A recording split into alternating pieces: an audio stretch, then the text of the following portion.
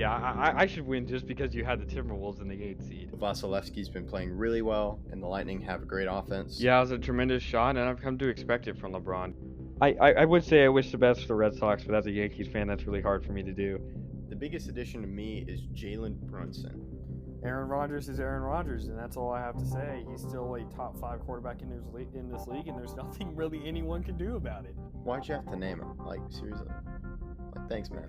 Who would have thought 5 years ago that the Clippers and Nets would be facing in the finals? How is Joe Burrow going to get the ball to them if his butt is already on the ground? Crazy. And for the fans at home, Hello, I'm Cy Mendenhall, and you're listening to Outsiders Opinions with Kevin and Austin. What's up, y'all? Welcome to another NFL Top 10 as our opinions of the week. I'm Kevin, and I'm joined by the man that I'm curious what we have for our top 10, Austin. Yeah, this one was, I think, significantly easier for me, except for like number one for running backs was, if you guys haven't watched that video was posted yesterday. Running backs was a lot easier number one selection, even though I do think there was a clear number one tight end. But everything else was really close. Tight ends, I feel like there's a little bit more of a gap between the tiers of tight ends. Yes, and this was kind of easier. I was like, okay, here are the guys I view as top 10. It was easy for me to do that. So that's my view of it. But do you have any honorable mentions? Hunter Henry, Dawson Knox, Cole Kmet are guys I like to mention, but I don't think they're really all that close. I think my top 10 is top 10 definite. Yeah, I agree. Those are some good ones. I like Jake Ferguson. I don't think he's top 10. Trying to think of other tight ends. The ones I can really think of are in this list. So I'll give that. Cole Kmet. He is not on my top 10, but he's an honorable. Yeah, he was one of mine that I had just mentioned. Yeah. I do think that he is close, but definitely not in my top 10. Yeah. So I'll let you start like you did last time. Who's your number 10? My number 10 is Trey McBride. He is the tight end for the Arizona Cardinals. As I was looking at some of the stats for the tight ends, he played really well. He led the Cardinals with 81 catches for 825 yards. And to me, giving that and the amount of targets he got with the receptions and the yardage he got, he deserved to be included. However, I need to see a lot more from him to be included on this tight end list. I do believe that Trey McBride is the top 10 tight end. I have him in my top 10. I don't have him at 10. I have him a little bit higher than that. But I would like to mention this is a prediction as well as a top 10. Like we're saying that these will be the top 10 tight ends for 2024. And this is not just receiving, is also blocking should be included. That's why my number one is so far and away the best. My number 10 is Dalton Schultz for Houston. I really do like Dalton Schultz. I think he has a good fit with CJ Stroud. He had a great year last year, especially when Tank Dell and Nico Collins had their injury issues. Dalton Schultz was a staple of their offense and got a lot of great receptions. He had 635 yards, 5 touchdowns. I do think he's good, and I think he's 10. Yeah, he's actually my 9. For a lot of the reasons you said, I think he's a good tight end. He's not otherworldly, but he's a very good tight end, and I really like his receiving ability. He's an okay blocker, but I'll let you talk about your 9. My 9 is Trey McBride. So you just mentioned this guy. I think a lot of these tight ends will have very successful years. This may be a year of the tight end. I really think the tight end, I'm really close between a couple of guys here. And maybe I'm a little bit low on McBride. I know McBride had 825 yards and 3 touchdowns. I just don't know about the offense for the Cardinals. I don't know how it's really going to be based. I'm not entirely sold on Kyler's health and the O-line of this team. I think the O-line will be poor. I think a lot of these other tight ends will have great years. So I went with Trey McBride at my 9. Yeah, that's a really good pick. And I don't really know much about him, but we'll have to see. But he could definitely change it, definitely pop on, especially if the Cardinals get better. But now I'll go into my 8, which is Kyle Pitts. This is more projection. I know you're higher on him than me. I think he's really good, but I think he's going to be in a better offense, so I think he's going to have more production. He's not really a blocking tight end, so I'm kind of viewing receiving. I had to do give and take with my tight ends in this tight end list based on their blocking. Yeah, I think you have him kind of close to where I have him, but he's not my number 8. My number 8 is Dallas Goedert. Dallas only had I think 592 yards, 3 touchdowns. I'm a little bit worried because of the injuries he had last year, and he hasn't played 16 games since his rookie season, but he's played 15 games twice since then. Played 14 games last year, 12 the year before that. I'm worried that injuries could stop his growth, but another reason I'm kind of concerned is his lack of touchdowns. The most touchdowns he's ever had in his career was 5, but starting from his rookie year, he had 4, and then 5, and then 3, and then 4, and then 3, and then 3. So I'm worried that he won't be getting that many touchdowns this season, while all the guys above him, I think, will contribute in that department. Okay, so your 8 is Goddard, correct? Yes, I can go into my 7. My 7 is Evan Ingram. Ingram, I think, will give a lot of red zone touches now that Calvin Ridley is gone. He had 963 yards last season and 4 touchdowns. I think he'll really fit here. He's been great since he went to Jacksonville, and I think he'll be very good this year. Evan Ingram is not on my list. I think he's a good tight end. He would be in my honorable mentions. I just need to see a little bit more to move him into my top 10. My 7 is David Njoku. I think he's really good. Doesn't get talked about a lot. He's a great blocking tight end, and he also does well receiving. As I look for his stats, I think he's a good weapon, and that's kind of what I see in a tight end, especially blocking. He had 975 yards, 88 receptions, 6 touchdowns. This was a career year for him.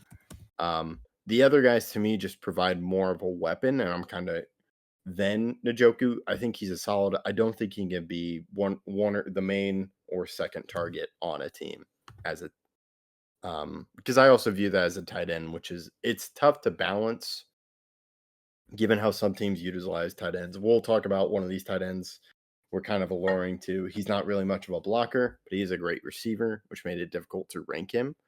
But Njoku was a great player last year, 882 yards and 6 touchdowns. I will get to him in a little bit. I'll go into, you said you're 7, right?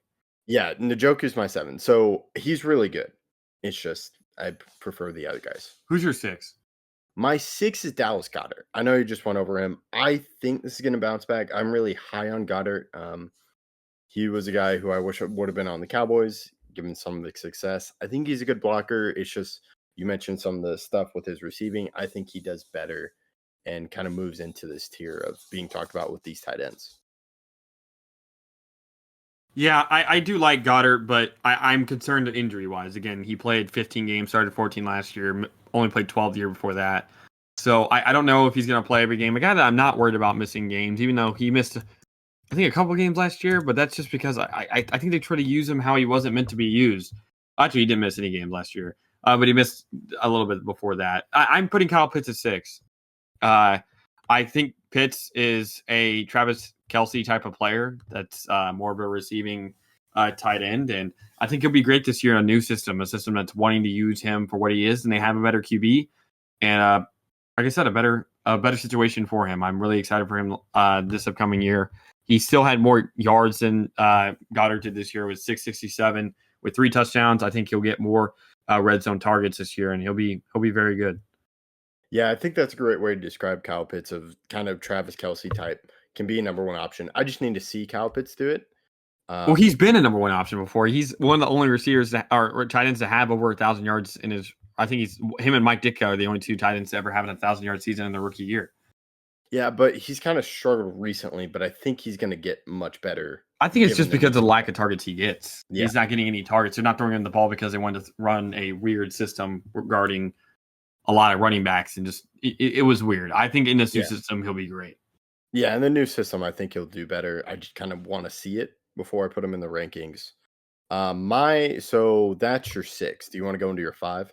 Sure, my 5 is Njoku. Again, I mentioned the fact that he was very good last year. 882 yards, 6 touchdowns, was huge for the team towards the end of the season, and where they really utilized him. He was very big with Joe Flacco, and I think Deshaun Watson will utilize him well. He was great. He's definitely improved a lot as a blocker, and that's the main reason why I have him a little bit above Pitts, but I still think he's a good tight end. Yeah, I think he's good. My 5 is TJ Hawkinson. I think he's a great receiver. I think he does some blocking for the Vikings. I know he got injured, but he really came on with the Vikings more as a target person. And before he got injured, I believe he had 960 yards, 5 touchdowns, 95 receptions. Before he was close, he got 1,000 yards his first time with the Vikings. So he's a very good tight end. So who is your 5? What do you mean by he got 1,000 yards? He got 1,000 yards the year prior to this season, but this season He got was at 914 that year. He had 9.4. Okay. Yeah, this was his best year with 960. I don't know because I was looking at PFF. It said Hawkinson was on pace for his second consecutive 1,000 yard season before tearing his ACL in week 16.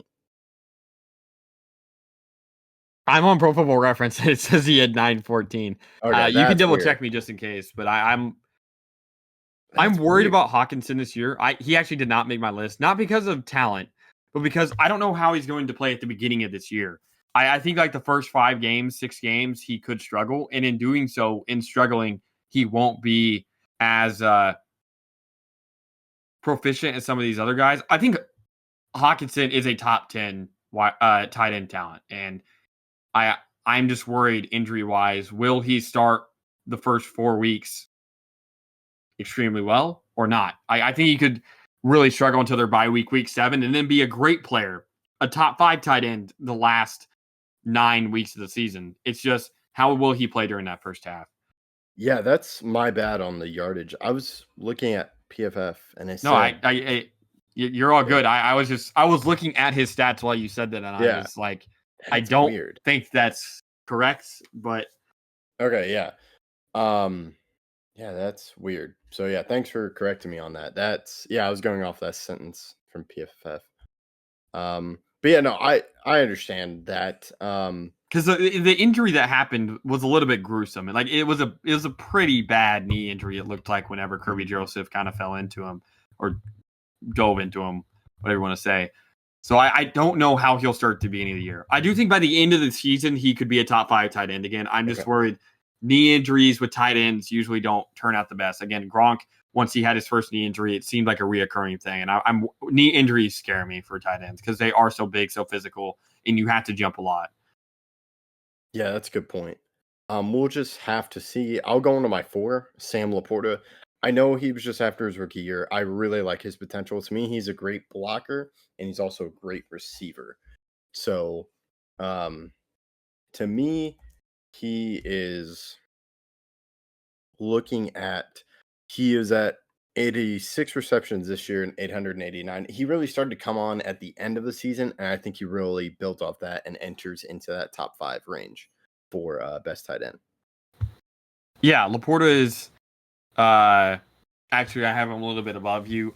4 I have Mark Andrews, another guy I'm kind of worried about injuries. I think his injuries are less concerning than they are for Hawkinson, but I do think Mark Andrews is a very talented player, and this Ravens team looks very deep. As long as Andrews can stay healthy, I think that he will be another top 5 tight end performer. Yeah, I'll just go right into my 3 because I do have Mark Andrews. I know he dealt with injuries, and I've been a huge fan of Mark Andrews ever since he really came out of the draft, and I'm kind of giving him a little bit prior experience over Laporta. I thought I was maybe a little bit too high putting Laporta just after his rookie season, but to me, Mark Andrews is one of the best tight ends, and that's why he's in my 3. Okay, well, I have Laporta at 3. I'm just more confident because of the injuries, and Laporta was great last year without me worrying about his health. But I can go into my 2. My 2 is Kelsey. Kelsey's the best receiving tight end in the league, and he's been that for a while. But I do think there's definitely a number one above him regarding the entirety of the tight end position. Yes, I agree. When you talk about tight ends, you got to have blocking, and Kelsey doesn't really block. And he also had a down year before the playoffs. He really came on in the playoffs, but he had a down year this year. That's what it felt like. He just didn't have that speed. Well, yeah, and if you we'll go. I think we both have Oh, yeah. Kelsey and then Kittle, right? Yeah, we have Kelsey. Yeah, and Kittle. Yeah. Yeah, well, Kittle had more receiving yards this year than Kelsey straight up, and more receiving touchdowns than Kelsey straight up, while also being worlds ahead of him blocking. And Kittle, I think, is a top 5 blocking tight end in the league, while also being a top 5 receiving tight end in the league. And you put those two together, and you have the best tight end in the league. Yeah, and I believe Kittle did all this with less. Yeah, what am I looking at? That's weird because it says, man, PFF said Kittle had 1,132 yards and Kelsey had 1,339 yards. Which is that's false. Kelsey had 984 yards and 5 touchdowns in 15 games, while Kittle in 16 games, because they set him out for the last game of the year because he didn't need to play, had 1,020 yards with 6 touchdowns. So a very good year for Kittle. Again, it's his third 1,000-yard season, proving that he is, again, one of the best tight ends, if not the best. He'll almost certainly be a Hall of Famer at this point in his career if he continues at this rate. And I do think he's the best. And it's pretty clear, again, because he is so good at being a blocking tight end as a receiving tight end as well. Yeah, he's amazing. Apologies again for the weird information. My bad on that. I don't even know where those numbers come from. I think 1,338 is what Kelsey had last year, which kind of goes into my. No, he had 1,338 last year. Yeah, I thought that's what it said. Oh, yeah, Kelsey last year had 1,338 1,338 yards with 12 touchdowns. Yeah, not 1,038. 1,338. Yeah, 1,338. I meant to say that. Okay. But yeah, it still has 1,339, so it's just wrong. That's weird. It's 38, yeah. Yeah, it's 38, but to take that number, 1,338. He had 984 this year, showing his fall off. And then Kittle, was I right about how many targets did Kittle have last year or this past season?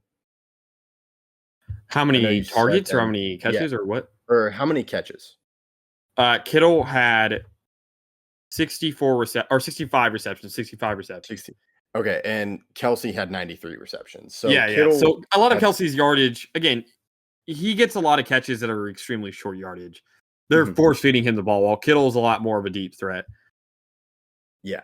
So that's just kind of proving the point of like Kittle did so much more than Kelsey. If this was not a tight end list, I think you could argue Kelsey over Kittle.